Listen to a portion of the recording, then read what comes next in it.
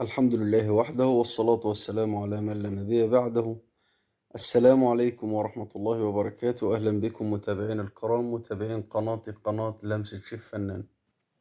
تعالوا مع بعضنا نعرف شوية معلومات عن الجاردومانجيه ونتفرج مع بعض على بوفيه الجاردومانجيه. تمام. ده معانا هنا المرايات. هنمشي كده الأول نشوفهم كده من بعيد، وبعد كده نقرب عليهم إيه واحدة واحدة ونتعلم ونعرف شوية معلومات. البوفيه النهاردة مكون من حاجات تركي، والمرايات زي ما حضراتكم شايفين مرايات الجبن، مرايات التراين. ماشي. وهنشوف مع بعض السلطات ونعرف شوية معلومات كده حلوين إن شاء الله بإذن الله. أتمنى تستفادوا، أتمنى تكونوا بتستفادوا من القناة، وتكون قناة مفيدة ليكم إن شاء الله خير يعني. تمام. البطاطس دي بطاطس تركي، ودي بامية. بيتعملوا كل الحاجات دي ني في ني، وبتتحط على النار. تمام. بنسيبها ونتحط لها مية، وبنسيبها تغلي وتستوي الحاجة، وبنطعمها وندي لها الملح بتاعها والفلفل، وتطلع بنصفيها من المية وبتطلع معانا بالشكل ده. دي حاجات تركي. ماشي. آه، دي بطاطس. ماشي. ممكن نعمل أي خضار عندنا. دي بسلة. بتاخد زي ما قلنا بصل وطماطم وبرتقان وليمون، وده هنا قرنبيط معانا، وده خضار مشكل.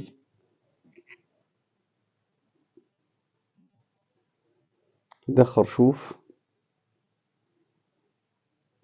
ممكن نعمل كرنب أبيض، كرنب أحمر، كوسة، فاصوليا. ده تارين لحمة. تارين لحمة زي ما عملناه بقى قبل كده في فيديوهات سابقة. وده تارين سمك مع محشي من جوه سلمون، والأسود ده سوشي، ورق سوشي. وده روز بيف. نيجي بقى للسلطات. معانا دي سلطة كاليماري مع بصل مع خيار مع فلفل أحمر مع جزر مع بيبي كورن.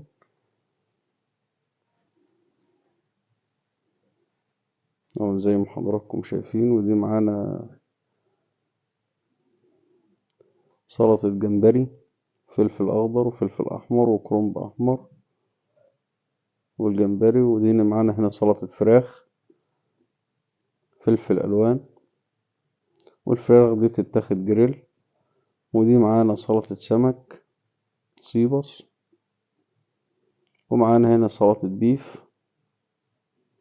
البيف برضو بيتاخد جريل وبعد كده يتبرد، وبعد كده بيتحط معاه الميكس خضار المتوفر عندنا. وده سلمون فريش، مفروم ومتسوي بخار مع بسلة وخيار، والميكس الخضار اللي موجود عندنا أو متوفر عندنا.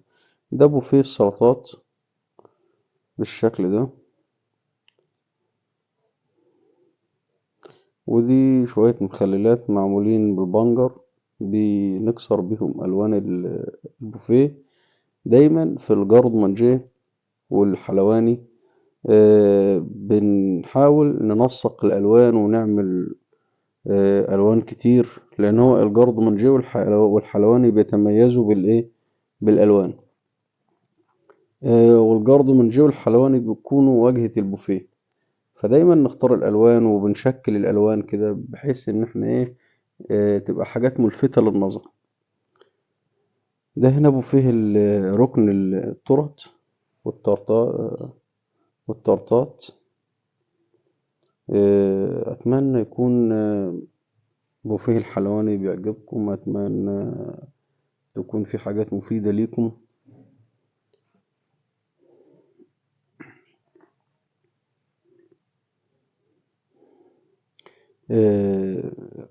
شغل المطبخ شغل جميل. أهم حاجة علشان تكون ناجح في المطبخ تكون بتحب المطبخ. عشان تنجح في الشيء أو تنجح في أي مجال أو أي شغل لازم تكون بتحب الشغل ده، لازم تتقنه. لما تكون بتحبه هتتقنه، هتقدم إبداع، ده هينفعك في مستقبلك. عشان تنجح في الشيء لازم تحبه وتتقن فيه. تمام، النجاح بيجي من هنا.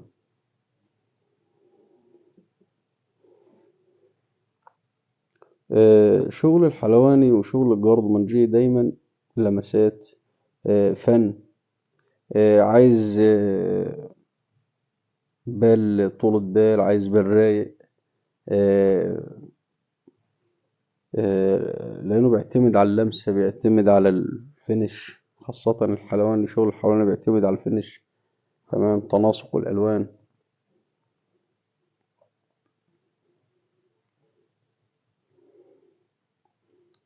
دي اللي عدت واخدة بن من فوق. طبعا هنا شايفين الجرنش. طبعا احنا اتكلمنا على الألوان، يعني أصفر مع الكيوي أخضر، مع الفراولة حمراء.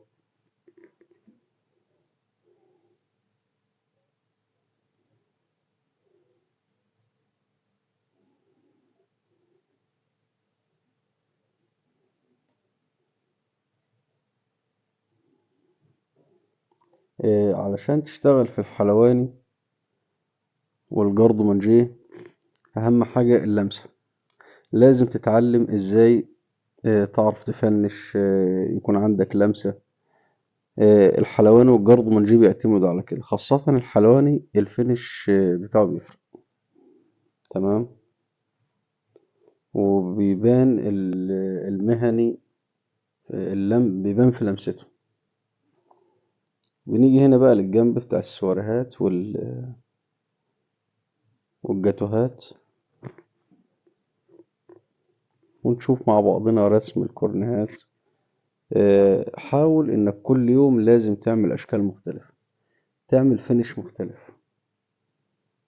يعني ما تثبتش على فينش معين، لازم تطور وتجدد من نفسك، بحيث انت ما تملش، واللي بياكل او العميل او النزلاء ما يملوش. فدايما طور ازاي اغير، ازاي اطور من شغلي، كل يوم اعمل جديد. ابحث، عملت النهاردة شكل معين، بكرة شكل معين في الكورنيه، في السواريهات. كده لازم كل يوم اعمل شكل مختلف عن التاني.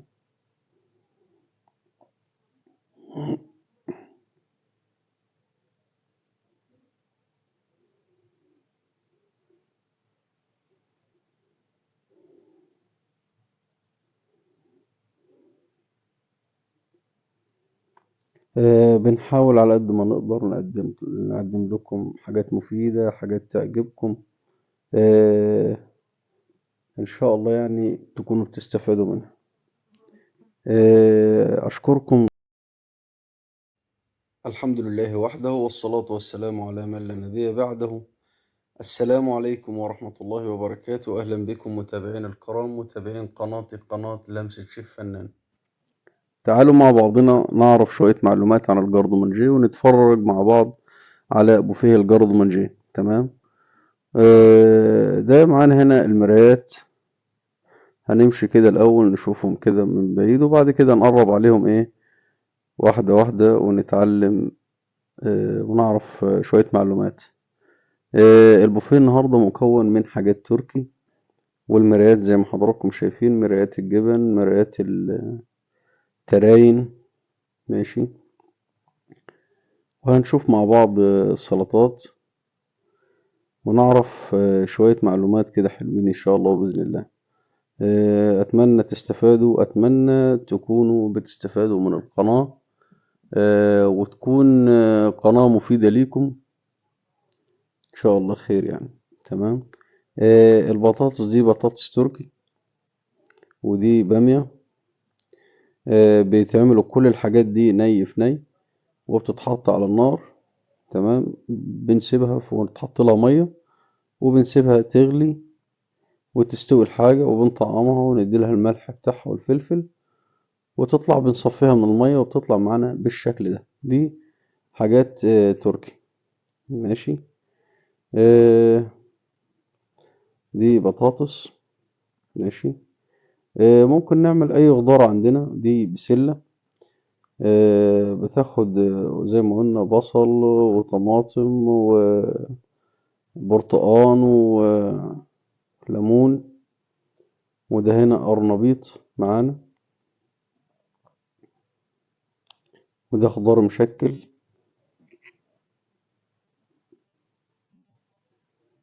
ده خرشوف.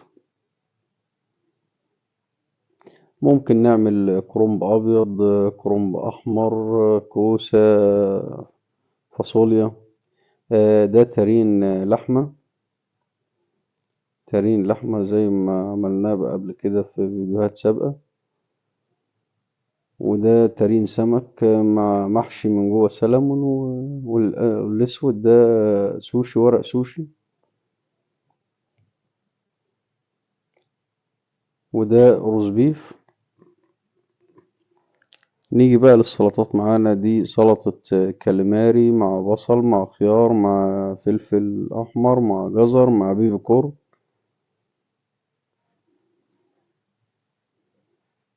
أو زي ما حضراتكم شايفين. ودي معانا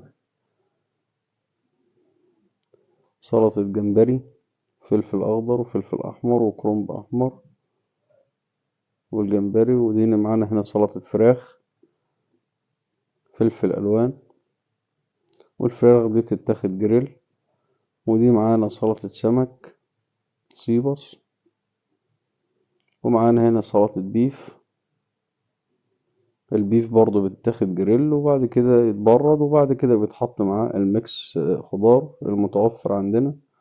وده سلمون فريش مفروم ومتسوي بخار مع بسلة وخيار، والميكس الخضار اللي موجود عندنا أو متوفر عندنا. ده بوفيه السلطات بالشكل ده. ودي شوية مخللات معمولين بالبنجر، بنكسر بيهم ألوان البوفيه. دايما في الجارد مانجيه والحلواني بنحاول ننسق الألوان ونعمل ألوان كتير، لأن هو الجارد مانجيه والحلواني بيتميزوا بالإيه؟ بالألوان. والجارد مانجيه والحلواني بيكونوا واجهة البوفيه. فدايما نختار الألوان وبنشكل الألوان كده بحيث إن احنا إيه تبقى حاجات ملفتة للنظر. ده هنا بوفيه ركن التورت والتورتات. أتمنى يكون بوفيه الحلواني بيعجبكم. أتمنى تكون في حاجات مفيدة ليكم.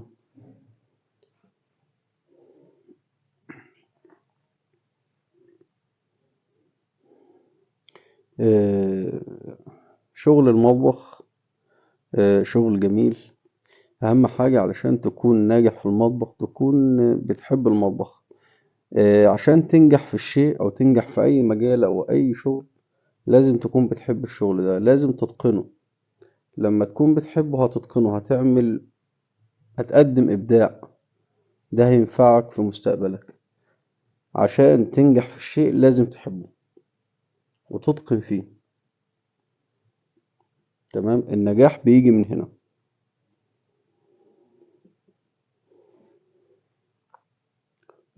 شغل الحلواني وشغل الجاردمانجي دايما لمسات فن. عايز بال طولة بال، عايز بال رايق. آه، لأنه بيعتمد على اللمسة، بيعتمد على الفينش. خاصة الحلواني، شغل الحلواني بيعتمد على الفينش. تمام. تناسق الألوان.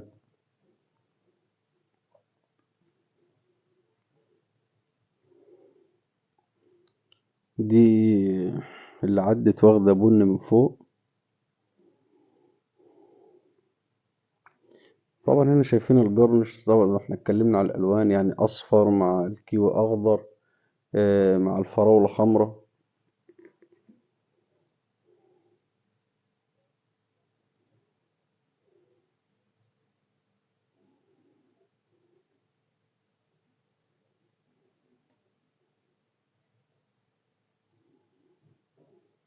علشان تشتغل في الحلواني والجرد مانجيه، أهم حاجة اللمسة.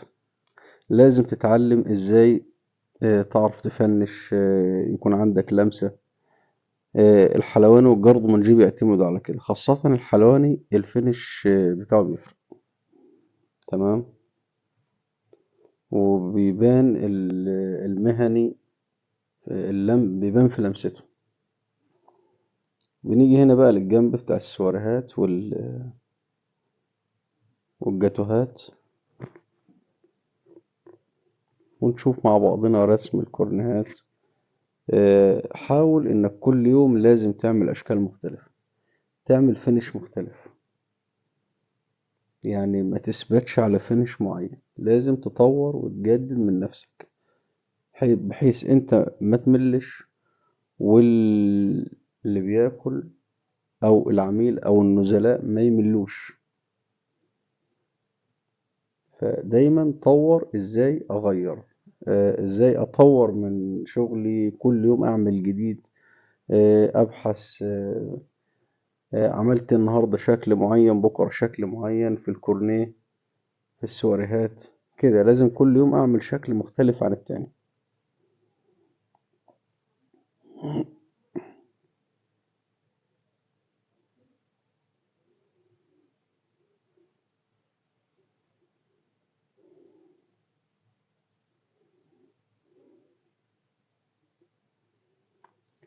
بنحاول على قد ما نقدر نقدم لكم حاجات مفيدة، حاجات تعجبكم. آه، إن شاء الله يعني تكونوا بتستفادوا منها. أشكركم. الحمد لله وحده، والصلاة والسلام على من لا نبي بعده. السلام عليكم ورحمة الله وبركاته. أهلا بكم متابعين الكرام، متابعين قناة لمسة شيف فنان. تعالوا مع بعضنا نعرف شوية معلومات عن الجرد مانجيه، ونتفرج مع بعض على بوفيه الجرد مانجيه. تمام. ده معانا هنا المرايات. هنمشي كده الأول نشوفهم كده من بعيد، وبعد كده نقرب عليهم إيه، واحدة واحدة، ونتعلم ونعرف شوية معلومات. البوفيه النهاردة مكون من حاجات تركي، والمرايات زي ما حضراتكم شايفين، مرايات الجبن، مرايات التراين. ماشي. وهنشوف مع بعض السلطات، ونعرف شوية معلومات كده حلوين إن شاء الله بإذن الله. أتمنى تستفادوا، أتمنى تكونوا بتستفادوا من القناة، وتكون قناة مفيدة ليكم إن شاء الله، خير يعني. تمام. البطاطس دي بطاطس تركي، ودي بامية. بيتعملوا كل الحاجات دي ني في ني، وبتتحط على النار. تمام. بنسيبها ونتحط لها مية، وبنسيبها تغلي وتستوي الحاجة، وبنطعمها ونديلها الملح بتاعها والفلفل، وتطلع بنصفيها من المية، وبتطلع معانا بالشكل ده. دي حاجات تركي. ماشي. آه، دي بطاطس. ماشي. ممكن نعمل أي خضار عندنا. دي بسلة. بتاخد زي ما قلنا بصل وطماطم وبرتقان وليمون. وده هنا قرنبيط معانا، وده خضار مشكل.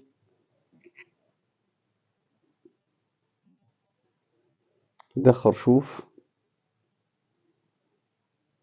ممكن نعمل كرنب أبيض، كرنب أحمر، كوسة، فاصوليا. ده تارين لحمة، تارين لحمة زي ما عملناه بقى قبل كده في فيديوهات سابقة. وده تارين سمك مع محشي من جوه سلمون، والأسود ده سوشي، ورق سوشي. وده روز بيف. نيجي بقى للسلطات معانا. دي سلطة كاليماري مع بصل مع خيار مع فلفل أحمر مع جزر مع بيبي كورن.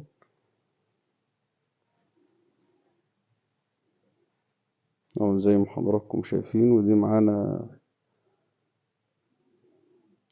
سلطة جمبري فلفل أخضر وفلفل أحمر وكرنب أحمر والجمبري. ودي معانا هنا سلطة فراخ، فلفل ألوان، والفراخ دي بتتاخد جريل. ودي معانا سلطة سمك سيبس، ومعانا هنا سلطة بيف. البيف برضو بتتاخد جريل وبعد كده يتبرد، وبعد كده بيتحط معاه الميكس خضار المتوفر عندنا. وده سلمون فريش مفروم ومتسوي بخار مع بسلة وخيار، والميكس الخضار اللي موجود عندنا أو متوفر عندنا. ده بوفيه السلطات بالشكل ده. ودي شوية مخللات معمولين بالبنجر، بنكسر بيهم ألوان البوفيه. دايما في الجارد مانجيه والحلواني بنحاول ننسق الألوان ونعمل ألوان كتير، لأن هو الجارد مانجيه والحلواني بيتميزوا بالإيه؟ بالألوان. والجارد مانجيه والحلواني بيكونوا واجهة البوفيه، فدايما نختار الألوان وبنشكل الألوان كده بحيث إن احنا إيه تبقى حاجات ملفتة للنظر. ده هنا بوفيه ركن التورت والتورتات. أتمنى يكون بوفيه الحلواني بيعجبكم، أتمنى تكون في حاجات مفيدة ليكم.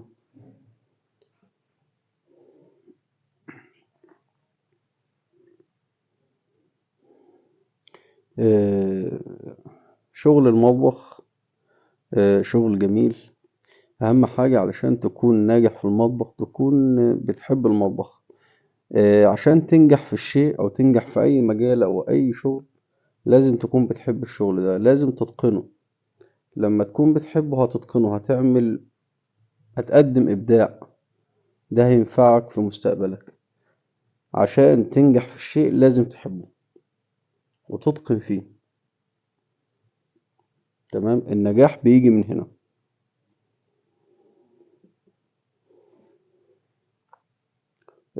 شغل الحلواني وشغل الجاردمانجي دايما لمسات فن. عايز طولة بال، عايز بال رايق. آه، لأنه بيعتمد على اللمسة، بيعتمد على الفينش، خاصة الحلواني. شغل الحلواني بيعتمد على الفينش، تمام، تناسق الألوان.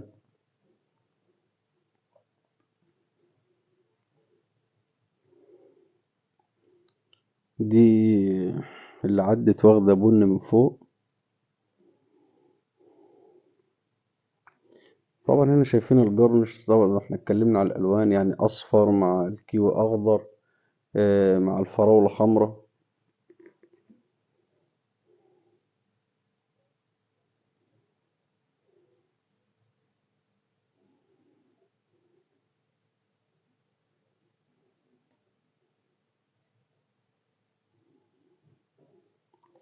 علشان تشتغل في الحلواني والجاردومانجيه أهم حاجة اللمسة. لازم تتعلم ازاي تعرف تفنش، يكون عندك لمسة.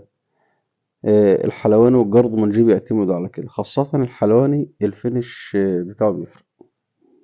تمام، وبيبان المهني بيبان في لمسته. بنيجي هنا بقى للجنب بتاع السواريهات والجاتوهات،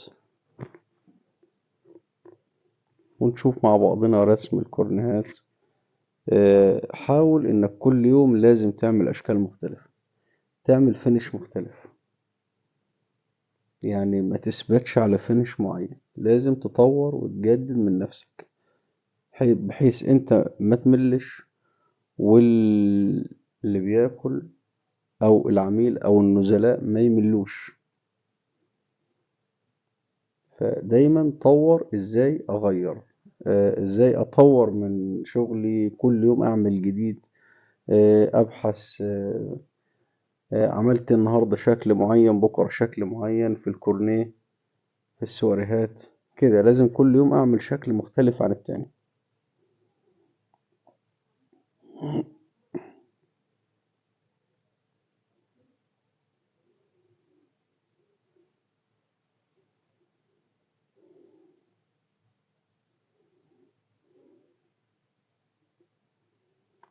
بنحاول على قد ما نقدر نقدم لكم حاجات مفيدة، حاجات تعجبكم. آه، إن شاء الله يعني تكونوا بتستفادوا منها. أشكركم. الحمد لله وحده، والصلاة والسلام على من لا نبي بعده. السلام عليكم ورحمة الله وبركاته. أهلا بكم متابعين الكرام، متابعين قناة لمسة شيف فنان. تعالوا مع بعضنا نعرف شوية معلومات عن الجاردومانجيه ونتفرج مع بعض على بوفيه الجاردومانجيه. تمام. ده معانا هنا المرايات. هنمشي كده الأول نشوفهم كده من بعيد، وبعد كده نقرب عليهم إيه واحدة واحدة ونتعلم ونعرف شوية معلومات. البوفيه النهاردة مكون من حاجات تركي، والمرايات زي ما حضراتكم شايفين، مرايات الجبن، مرايات التراين. ماشي. وهنشوف مع بعض السلطات، ونعرف شوية معلومات كده حلوين إن شاء الله بإذن الله. أتمنى تستفادوا، أتمنى تكونوا بتستفادوا من القناة، وتكون قناة مفيدة ليكم إن شاء الله خير يعني. تمام. البطاطس دي بطاطس تركي، ودي بامية. بيتعملوا كل الحاجات دي ني في ني، وبتتحط على النار.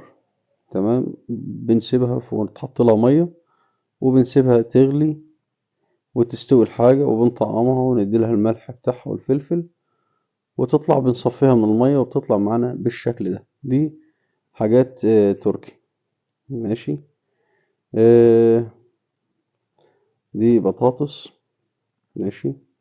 ممكن نعمل أي خضار عندنا. دي بسلة. بتاخد زي ما قلنا بصل وطماطم وبرتقان وليمون. وده هنا قرنبيط معانا، وده خضار مشكل.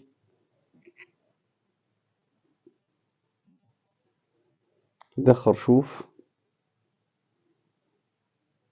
ممكن نعمل كرنب أبيض، كرنب أحمر، كوسة، فاصوليا. ده تارين لحمة. تارين لحمة زي ما عملناه بقى قبل كده في فيديوهات سابقة. وده تارين سمك مع محشي من جوه سلمون، والأسود ده سوشي، ورق سوشي. وده روز بيف. نيجي بقى للسلطات. معانا دي سلطة كاليماري مع بصل مع خيار مع فلفل أحمر مع جزر مع بيبي كورن.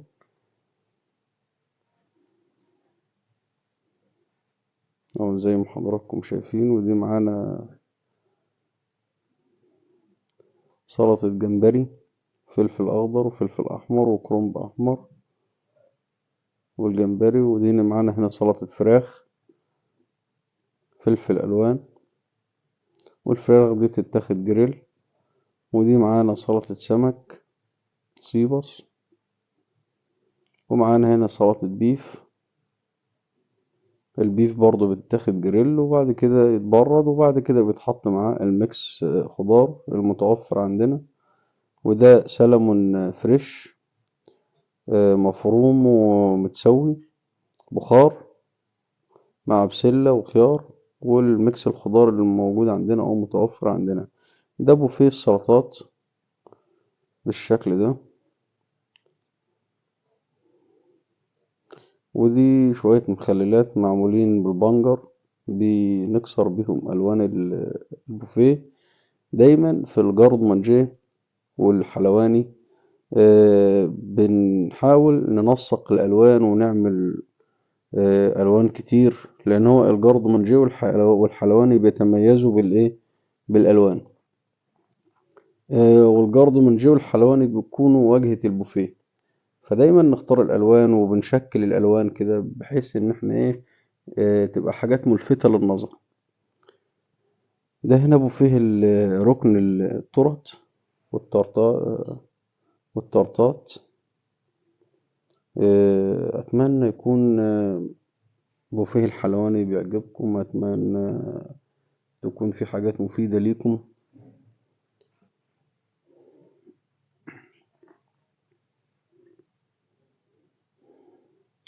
آه، شغل المطبخ شغل جميل. أهم حاجة علشان تكون ناجح في المطبخ تكون بتحب المطبخ. عشان تنجح في الشيء أو تنجح في أي مجال أو أي شغل لازم تكون بتحب الشغل ده، لازم تتقنه. لما تكون بتحبه هتتقنه، هتقدم إبداع، ده هينفعك في مستقبلك. عشان تنجح في الشيء لازم تحبه وتتقن فيه. تمام، النجاح بيجي من هنا.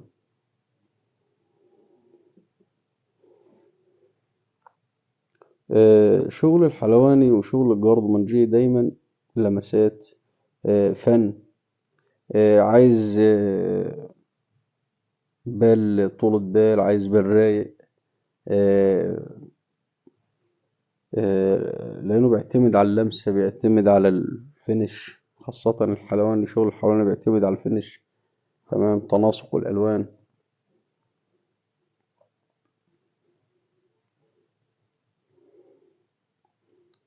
دي اللي عدت واخدة بن من فوق.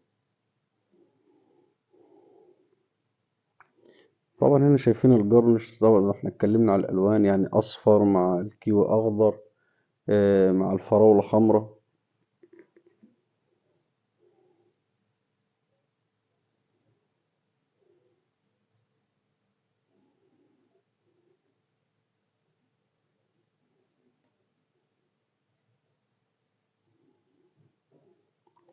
علشان تشتغل في الحلواني والجاردومانجيه أهم حاجة اللمسة. لازم تتعلم ازاي تعرف تفنش، يكون عندك لمسة. الحلواني والجاردومانجي بيعتمدوا على كده، خاصة الحلواني الفينش بتاعه بيفرق. تمام، وبيبان المهني، بيبان في لمسته. بنيجي هنا بقى للجنب بتاع السواريهات والجاتوهات، ونشوف مع بعضنا رسم الكورنيهات. حاول انك كل يوم لازم تعمل اشكال مختلفة، تعمل فينش مختلف. يعني ما تثبتش على فينش معين، لازم تطور وتجدد من نفسك، بحيث انت ما تملش، واللي بياكل او العميل او النزلاء ما يملوش.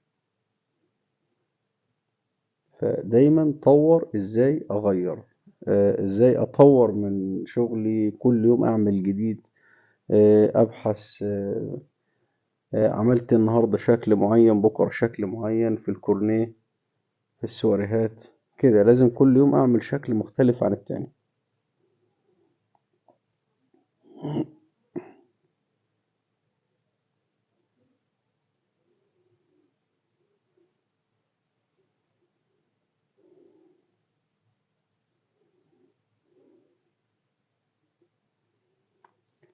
بنحاول على قد ما نقدر نقدم لكم حاجات مفيدة، حاجات تعجبكم. آه، إن شاء الله يعني تكونوا بتستفادوا منها. أشكركم. الحمد لله وحده، والصلاة والسلام على من لا نبي بعده. السلام عليكم ورحمة الله وبركاته. أهلا بكم متابعين الكرام، متابعين قناة لمسة شيف فنان. تعالوا مع بعضنا نعرف شوية معلومات عن الجاردومانجي، ونتفرج مع بعض على بوفيه الجاردومانجي. تمام. ده معانا هنا المرايات. هنمشي كده الأول نشوفهم كده من بعيد، وبعد كده نقرب عليهم إيه، واحدة واحدة، ونتعلم ونعرف شوية معلومات. البوفيه النهاردة مكون من حاجات تركي، والمرايات زي ما حضراتكم شايفين، مرايات الجبن، مرايات التراين. ماشي. وهنشوف مع بعض السلطات، ونعرف شوية معلومات كده حلوين إن شاء الله بإذن الله.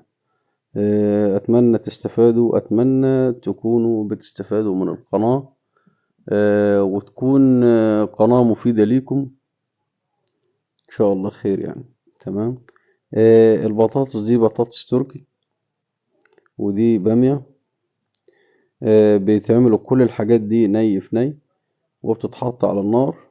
تمام. بنسيبها تحط لها مية وبنسيبها تغلي وتستوي الحاجة، وبنطعمها وندي لها الملح بتاعها والفلفل، وتطلع بنصفيها من المية وبتطلع معانا بالشكل ده. دي حاجات تركي.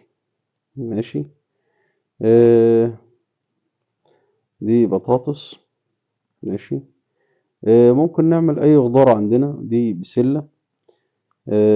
بتاخد زي ما قلنا بصل وطماطم وبرتقان وليمون، وده هنا قرنبيط معانا، وده خضار مشكل.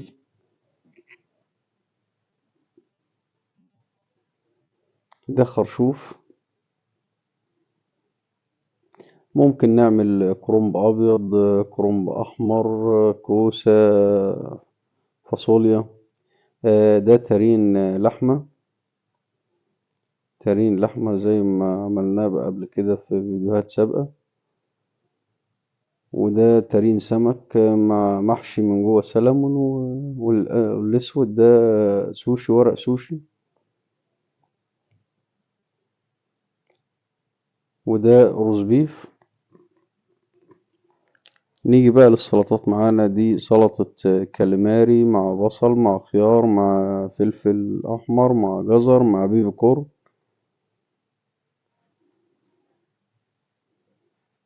أو زي ما حضراتكم شايفين. ودي معانا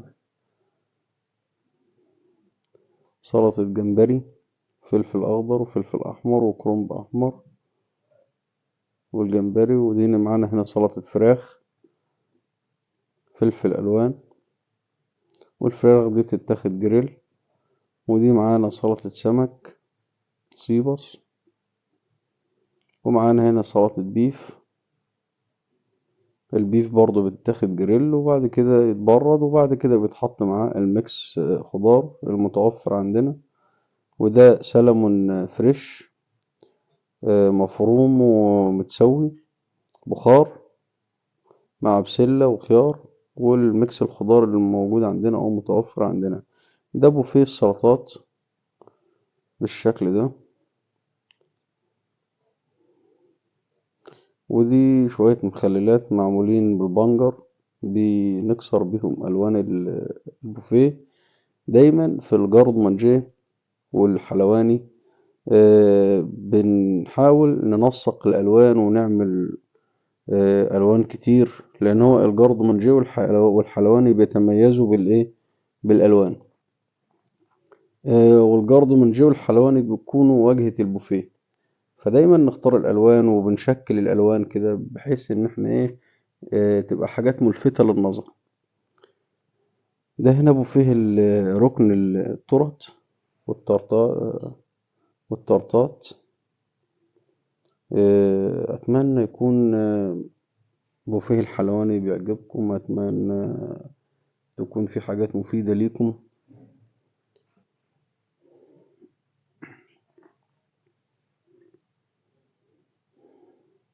آه، شغل المطبخ شغل جميل. أهم حاجة علشان تكون ناجح في المطبخ تكون بتحب المطبخ. عشان تنجح في الشيء أو تنجح في أي مجال أو أي شغل لازم تكون بتحب الشغل ده، لازم تتقنه. لما تكون بتحبه هتتقنه، هتقدم إبداع. ده هينفعك في مستقبلك. عشان تنجح في الشيء لازم تحبه وتتقن فيه. تمام. النجاح بيجي من هنا.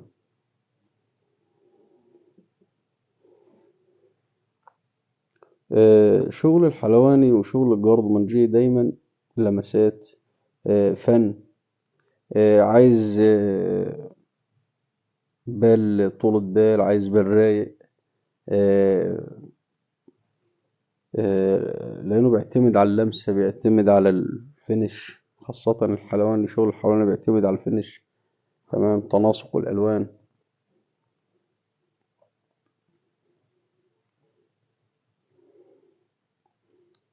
دي اللي عدت واخدة بن من فوق. طبعا هنا شايفين الجرنش. طبعا احنا اتكلمنا على الألوان، يعني أصفر مع الكيوي أخضر مع الفراولة حمرا.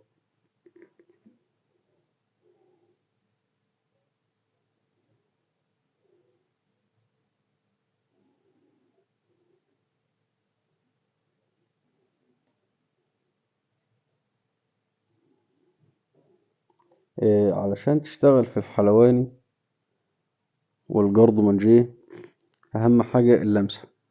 لازم تتعلم ازاي تعرف تفنش، يكون عندك لمسة. الحلواني والجرد مانجيه بيعتمدوا على كده، خاصة الحلواني الفينش بتاعه بيفرق. تمام.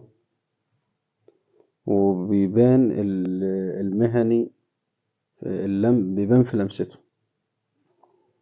بنيجي هنا بقى للجنب بتاع السواريهات والجاتوهات، ونشوف مع بعضنا رسم الكورنيهات. حاول انك كل يوم لازم تعمل اشكال مختلفة، تعمل فينش مختلف. يعني ما تثبتش على فينش معين، لازم تطور وتجدد من نفسك، بحيث انت ما تملش، واللي بياكل او العميل او النزلاء ما يملوش. فدايما طور ازاي اغير، ازاي اطور من شغلي، كل يوم اعمل جديد. ابحث، عملت النهارده شكل معين، بكره شكل معين في الكورنيه، في السواريهات. كده لازم كل يوم اعمل شكل مختلف عن التاني.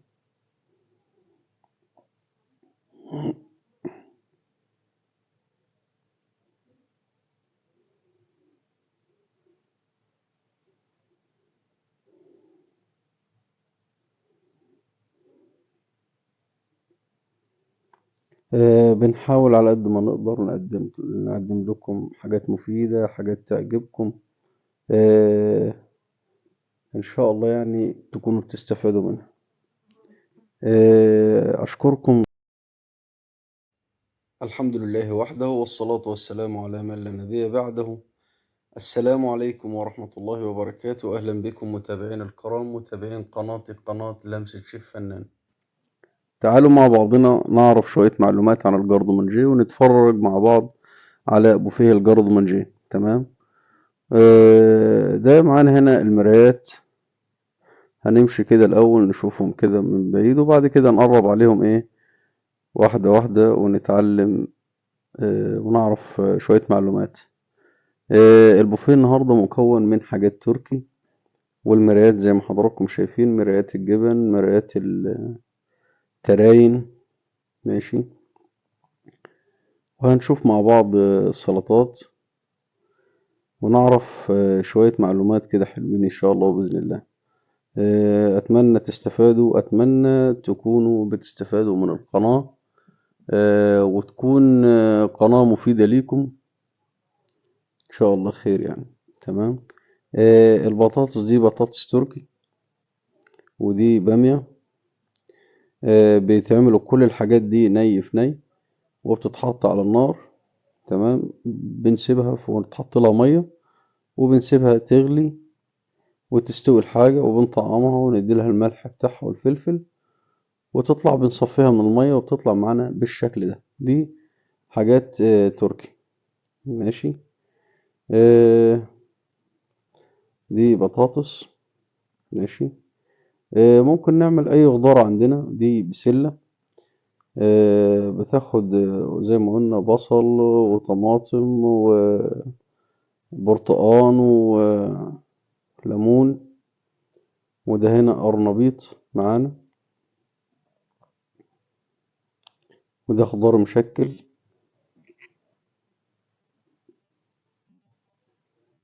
ده خرشوف.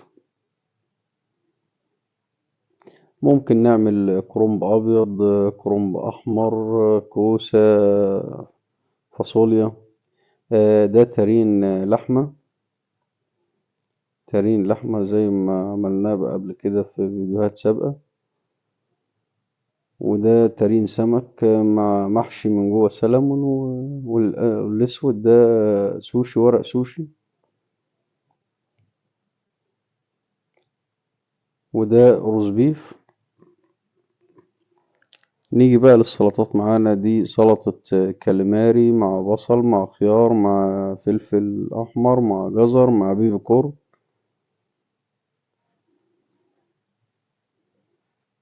أو زي ما حضراتكم شايفين. ودي معانا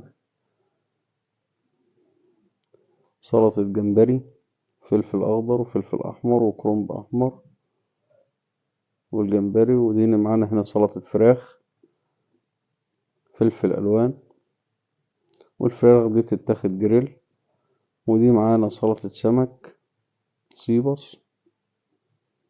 ومعانا هنا سلطة بيف. البيف برضو بيتاخد جريل وبعد كده يتبرد وبعد كده بيتحط معاه الميكس خضار المتوفر عندنا. وده سلمون فريش مفروم ومتسوي بخار مع بسلة وخيار والميكس الخضار اللي موجود عندنا أو متوفر عندنا. ده بوفيه السلطات بالشكل ده. ودي شوية مخللات معمولين بالبنجر بنكسر بيهم ألوان البوفيه. دايما في الجارد مانجيه والحلواني بنحاول ننسق الألوان ونعمل ألوان كتير، لأن هو الجارد مانجيه والحلواني بيتميزوا بالإيه؟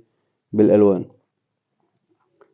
والجارد مانجيه والحلواني بيكونوا واجهة البوفيه. فدايما نختار الألوان وبنشكل الألوان كده بحيث إن احنا إيه تبقى حاجات ملفتة للنظر. ده هنا بوفيه ركن التورت والتورتات. أتمنى يكون بوفيه الحلواني بيعجبكم. أتمنى تكون في حاجات مفيدة ليكم.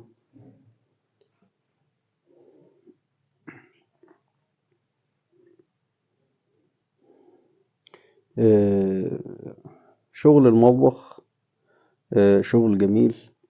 أهم حاجة علشان تكون ناجح في المطبخ تكون بتحب المطبخ. عشان تنجح في الشيء أو تنجح في أي مجال أو أي شغل لازم تكون بتحب الشغل ده، لازم تتقنه.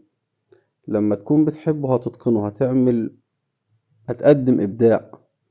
ده هينفعك في مستقبلك. عشان تنجح في الشيء لازم تحبه وتتقن فيه. تمام. النجاح بيجي من هنا.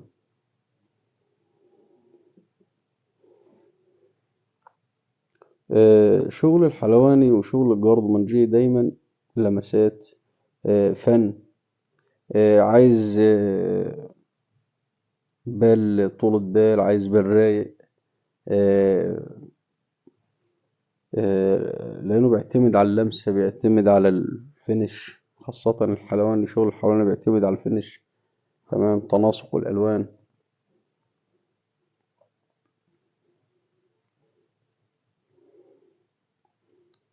دي اللي عدت واخدة بن من فوق. طبعا هنا شايفين الجرنش. طبعا احنا اتكلمنا على الألوان، يعني أصفر مع الكيوي أخضر مع الفراولة حمراء.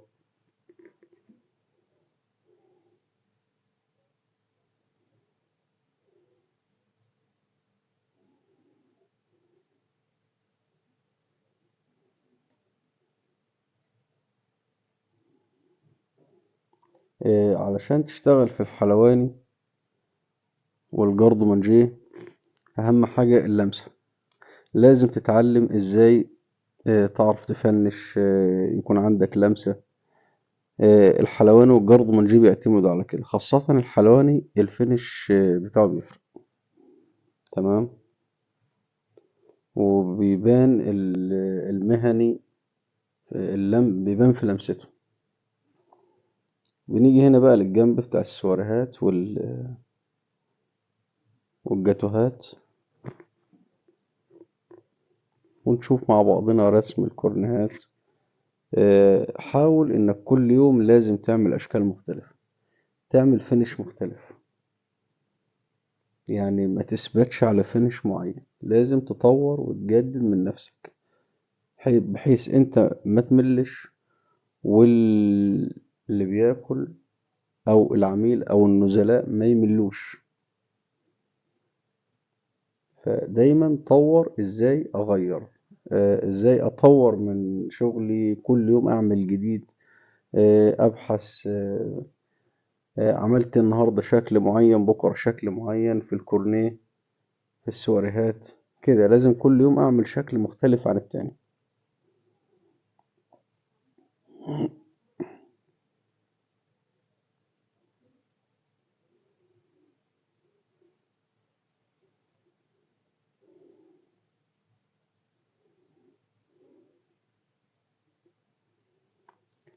بنحاول على قد ما نقدر نقدم لكم حاجات مفيدة، حاجات تعجبكم، آه، إن شاء الله يعني تكونوا بتستفادوا منها.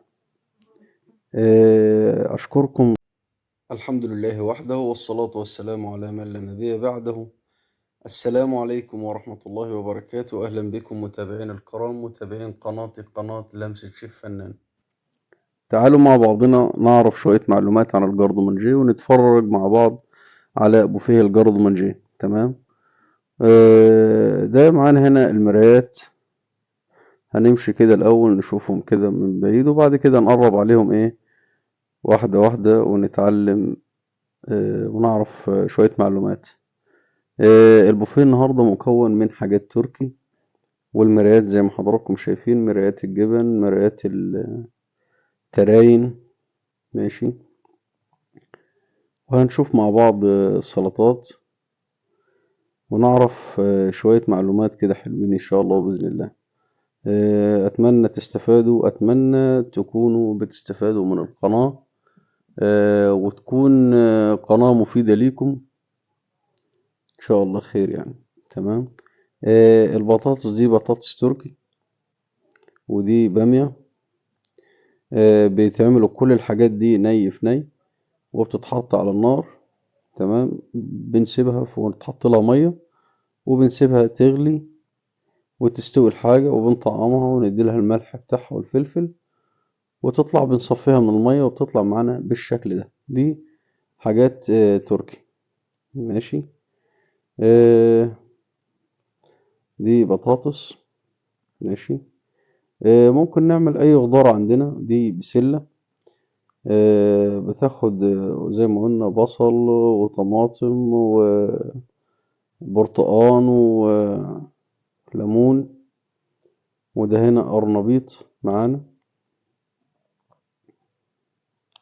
وده خضار مشكل.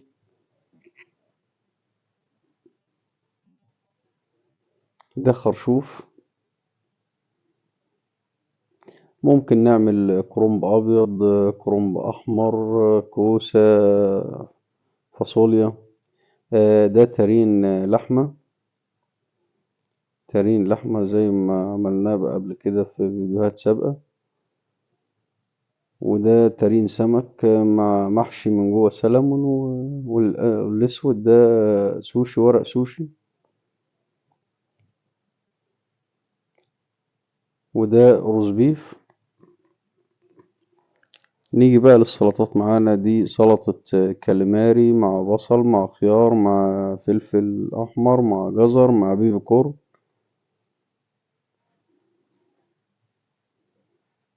أو زي ما حضراتكم شايفين. ودي معانا سلطة جمبري، فلفل أخضر وفلفل أحمر وكرنب أحمر والجمبري. ودي معانا هنا سلطة فراخ، فلفل ألوان، والفراخ دي بتتاخد جريل. ودي معانا سلطة سمك سيبس. ومعانا هنا سلطة بيف. البيف برضو بتتاخد جريل وبعد كده يتبرد، وبعد كده بيتحط معاه الميكس خضار المتوفر عندنا.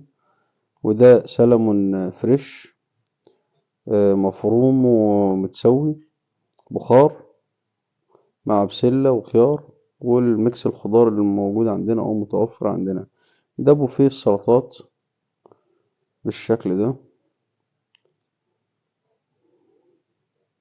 ودي شوية مخللات معمولين بالبنجر، بنكسر بيهم ألوان البوفيه. دايما في الجارد مانجيه والحلواني بنحاول ننسق الألوان ونعمل ألوان كتير، لأن هو الجاردومانجيه والحلواني بيتميزوا بالإيه؟ بالألوان. والجاردومانجيه والحلواني بيكونوا واجهة البوفيه، فدايما نختار الألوان وبنشكل الألوان كده بحيث إن احنا إيه، تبقى حاجات ملفتة للنظر. ده هنا بوفيه ركن التورت والتورتات. أتمنى يكون بوفيه الحلواني بيعجبكم، أتمنى تكون في حاجات مفيدة ليكم.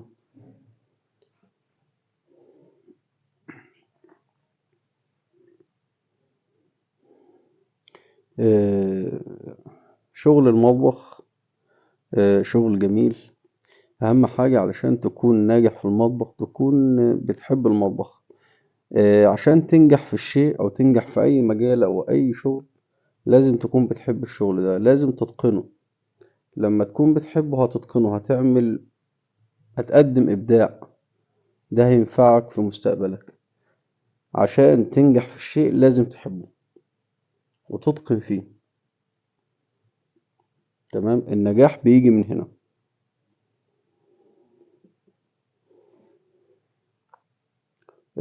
شغل الحلواني وشغل الجاردومانجي دايما لمسات، فن، عايز طولة بال، عايز بال رايق. آه، لأنه بيعتمد على اللمسة، بيعتمد على الفينش، خاصة الحلواني. شغل الحلواني بيعتمد على الفينش. تمام، تناسق الألوان.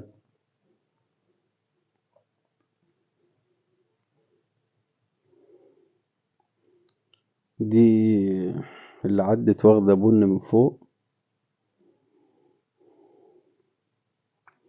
طبعا هنا شايفين الجرنش. طبعا احنا اتكلمنا على الألوان، يعني أصفر مع الكيوي أخضر، مع الفراولة حمرا.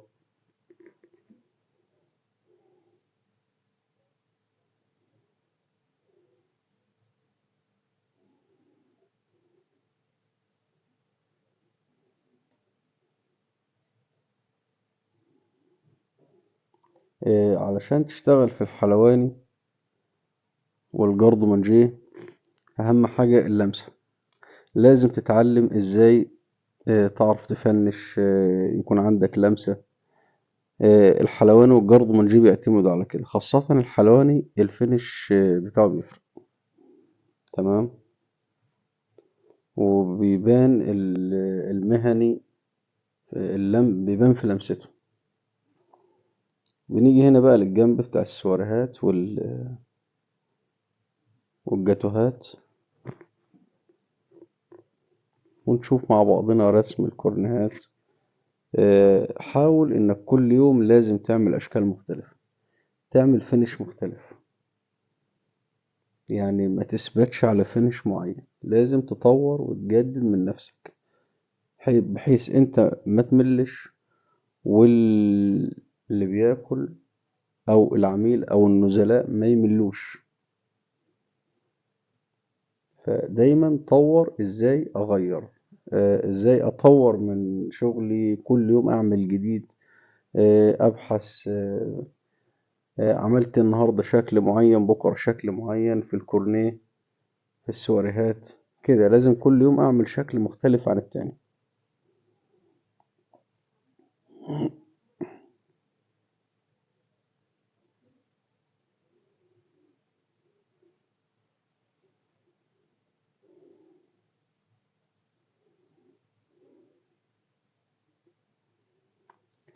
بنحاول على قد ما نقدر نقدم لكم حاجات مفيدة، حاجات تعجبكم. آه، إن شاء الله يعني تكونوا بتستفادوا منها. أشكركم. الحمد لله وحده، والصلاة والسلام على من لا نبي بعده. السلام عليكم ورحمة الله وبركاته. أهلا بكم متابعين الكرام، متابعين قناة لمسة شيف فنان. تعالوا مع بعضنا نعرف شوية معلومات عن الجاردومانجيه، ونتفرج مع بعض على بوفيه الجاردومانجيه. تمام. ده معانا هنا المرايات. هنمشي كده الأول نشوفهم كده من بعيد، وبعد كده نقرب عليهم إيه، واحدة واحدة، ونتعلم ونعرف شوية معلومات. البوفيه النهاردة مكون من حاجات تركي، والمرايات زي ما حضراتكم شايفين، مرايات الجبن، مرايات التراين. ماشي. وهنشوف مع بعض السلطات، ونعرف شوية معلومات كده حلوين إن شاء الله بإذن الله. أتمنى تستفادوا، أتمنى تكونوا بتستفادوا من القناة، وتكون قناة مفيدة ليكم إن شاء الله، خير يعني. تمام. البطاطس دي بطاطس تركي، ودي بامية. بيتعملوا كل الحاجات دي ني في ني، وبتتحط على النار.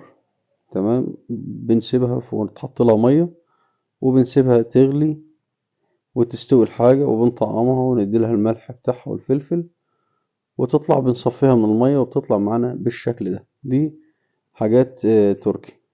ماشي. آه، دي بطاطس. ماشي. ممكن نعمل أي خضار عندنا. دي بسلة.